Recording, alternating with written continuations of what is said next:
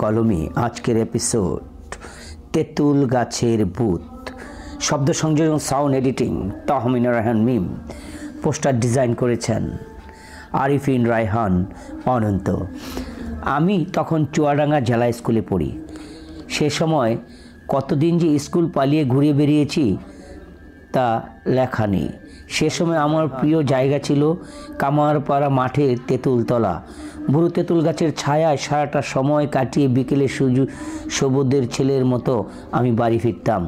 সহজ সরল মাসনের আমাকে আদর করে বুকে টেনে নিত। তিনি বুঝতে পারতেন না আমি স্কুলে যাইনি। ছেলেবেলায় সেই সব দিনের একটি ঘটনাই ঘটেছিল। যা দুপুরে তেঁতুল গাছের নিচে আমি বসে আছি, এমন সময় ভেসে এলো একটি মেয়েলি কণ্ঠ। এই নয়ন, তুমি স্কুল পালিয়ে ঘুরে বেড়াও কেন? ভালো ছেলে হতেও ইচ্ছে করে না? এমন উপদেশবাণী শুনে কার না রাগ হয়। রীতিমতো রেগে গিয়ে আমি এদিক ওদিক তাকালাম, কিন্তু কাউকে দেখতে পেলাম না। ফলে রীতিমতো রাগে বিরক্ত মাত্রা বাড়িয়ে দিয়ে আবার বেশি হলো সেই কণ্ঠ। বোকার মতো এদিক ওদিক তাকাচ্ছ কেন? উপর দিকে তাকাও, আমাকে দেখতে পাবে। উপর দিকে তাকিয়ে আমি চমকে উঠলাম। দেখতে পেলাম 12-13 বয়সের একটি মেয়ে আঙ্গুলের মতো সরু একটা ডালের মধ্যে পা বসিয়ে পা দুলাচ্ছে। এ কেমন দুঃসাহস! ডরব নাই নাকি মেয়েটার? বুক মুছে উঠে আতঙ্কে চেঁচিয়ে উঠলাম, আরে এখান থেকে পড়ে তুমি মারা যাবে তো। মেয়েটি বলল, 5 বছর ধরে ডালটাতে বসে আছি, কোনো দিন পড়িনি, আজ পড়বো কেন?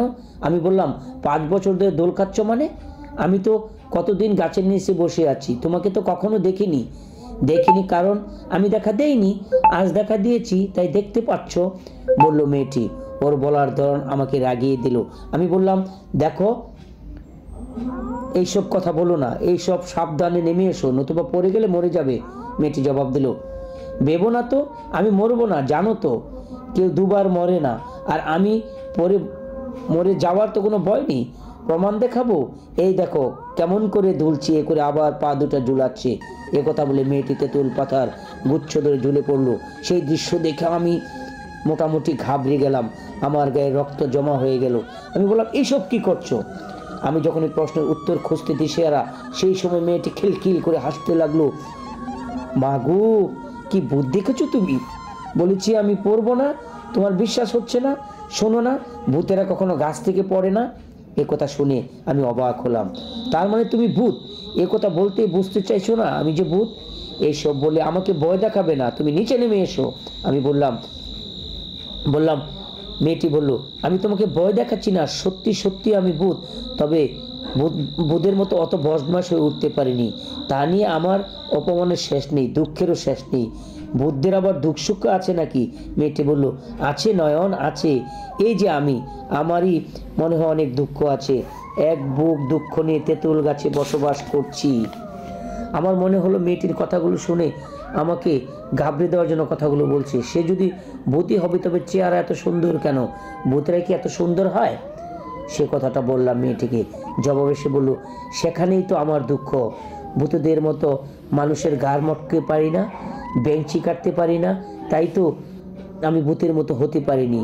এর জন্য ভূতেরা আমাকে দলে টেনে নিতে পারছে না, শ্মশানে না থেকে আমাকে তেঁতুল গাছে বসিয়ে দিয়েছে। সেই জন্য আমার দুঃখ হচ্ছে। জানতে চাইলাম আমি। মেয়েটি বলল, কিছুটা যে কিছুদিনের জন্য, কিছুটা যে না তা না।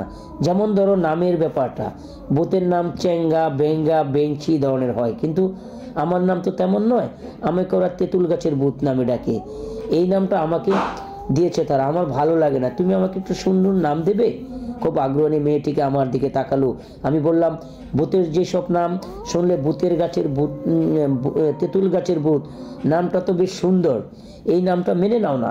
মেয়েটি বলল, আচ্ছা মেনে নিলাম। তেঁতুল গাছের ভূত বলে আমি আর দুঃখ পাবো না, কিন্তু অন্য দুঃখগুলো যে কি হবে?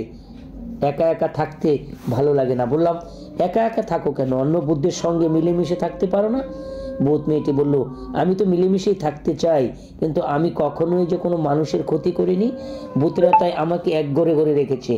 অবশ্য অন্য একটা প্রস্তাব দিয়েছে, বলেছে মানুষের অমঙ্গল যখন করতে পারবো তখন তারা আমার সাথে একজন দিয়ে দিবে, তাহলে আমার সঙ্গী হয়ে যাবে।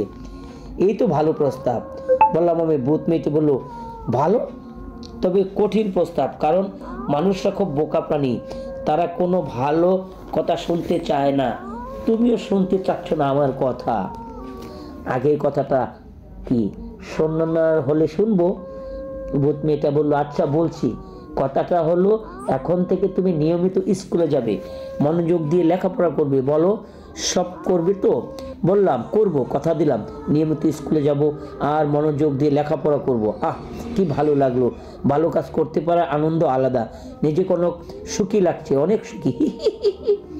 প্রাণডোলা হাসিতে ভেঙে পড়ে মেয়েটি অদৃশ্য হয়ে গেল। তারপর কেটে গেল অনেক দিন। সেই ঘটনার পর আমি নিয়মিত স্কুলে যাই, প্রতিটি পরীক্ষায় প্রথম হই, প্রতিবারই রেজাল্ট শিট কামারপাড়ার মাঠে সেই তেঁতুল কাছে নিয়ে যাই। কিন্তু আজ আর কোনো দিন সেই তেঁতুল গাছের ভূত মেয়েটিকে আমার কাছে পাইনি। আমি অপেক্ষায় করেছি দীর্ঘটা সময় ধরে সেই ভালো ভূত, সেই তেঁতুল গাছের ভূতটিকে একবার দেখব বলে, আমি ভালো হয়েছি সেটা জানাবো বলে। কিন্তু আর সেই মেয়েটার সাথে আজ অবধি কোনো দিন দেখা হলো না।